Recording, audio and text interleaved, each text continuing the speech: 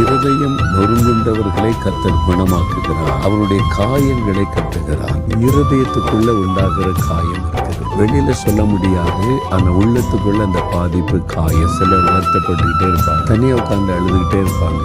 அந்த மாதிரி நீங்க யாரும் நிந்திச்சுட்டாங்க, அவமானப்படுத்துறாங்க, காயப்பட்டு இருக்கலாம். இயேசு கிறிஸ்து காயம் கட்டுகிற தெய்வம். உங்க உள்ளத்தில் இருக்கிற காயத்தை இன்னைக்கு ஆண்டவர் மாற்ற விரும்புகிறார். மகனே மகளே, நீ அழுது கொண்டு இருக்கிறியா? உள்ளத்தின் ஆழத்தின் அந்த காயம் யாருக்கு இது புரியும் என்று கலந்துகிறியா? நான் இருக்கிறேன்னு சொல்லி உங்களோடு பேசுகிறேன்.